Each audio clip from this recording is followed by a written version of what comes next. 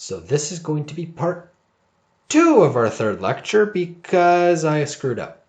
And I'm really too lazy to go over 18 minutes of material again. So just quickly, we ended with the Andrew Scheer video, and now I want to show you a video that does it well. They hardly tell you that it's a Doritos commercial. It was a Super Bowl commercial that got great acclaim simply because of the way that they engage the audience, but also get their message across in a way that appeals to our emotions. So sometimes your visuals, even though they don't fit the actual product, if they're entertaining and do something different for people, it allows us to engage in a different way with it, and it keeps it a little bit more memorable in a way that, although you hit all the notes with the Andrew Scheer video, this video here is far more effective for a few reasons that I'll explain after the clip. So I'll let you watch it first. Hey Ralph, can I have a Dorito? Sure, when pigs fly.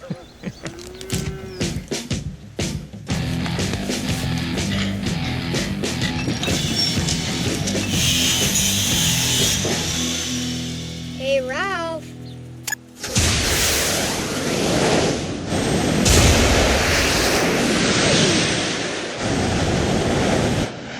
Take it.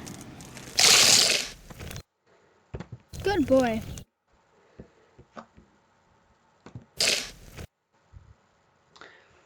So, it's a funny clip. So that's number one. It makes you laugh.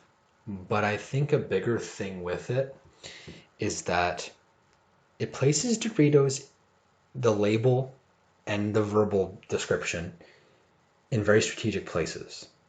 So it fits their overall conversation piece.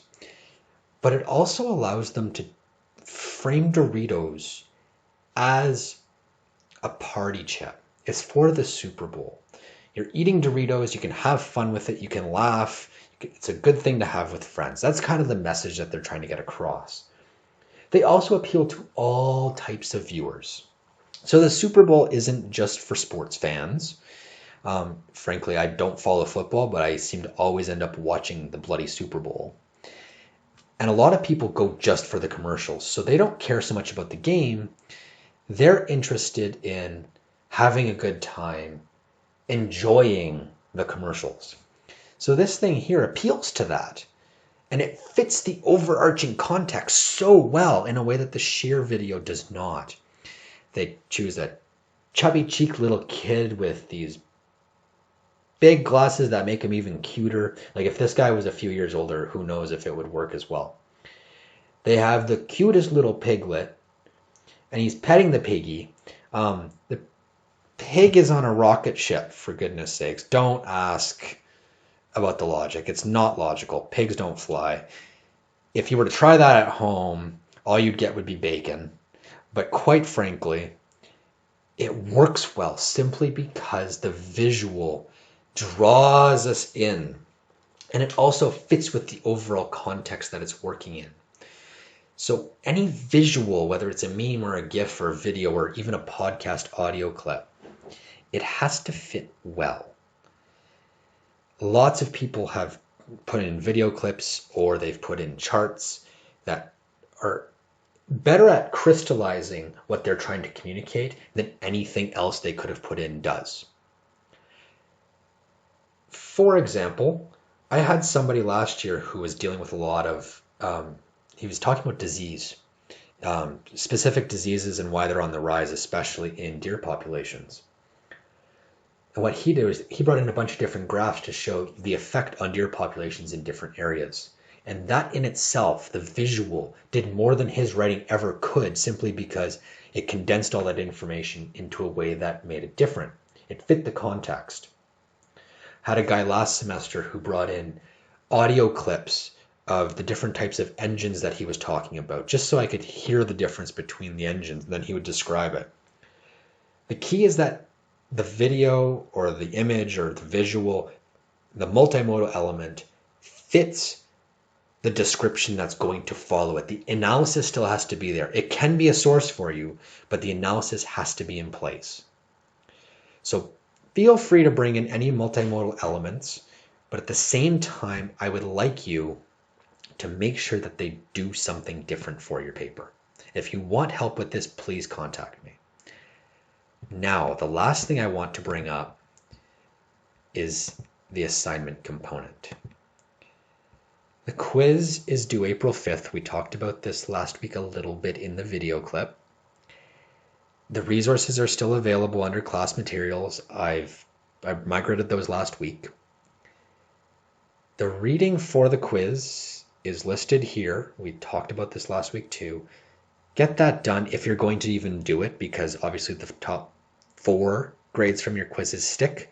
So some of you might elect not even to bother, and that's totally okay.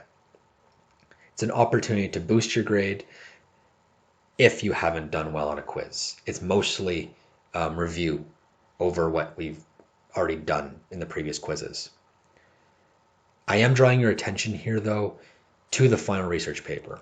I'm sending you feedback. Either I've sent it to you already or I'm sending it shortly on the outline or draft. You have a really good opportunity here to take that feedback, build it into your paper, bring in some multimodal elements if you feel like they would benefit or add something to your work. But just note this, the final research paper, when you submit that thing, it's worth the most of anything in this course. It's the central learning component of the class. Everything that we've talked about is expected. If you need direction on what some of those everythings are, there's a whole list of resources that we've covered in content and class materials. Don't forget your IEEE references. The IEEE component of things is super necessary for all of your work. It's a big part of the rubrics.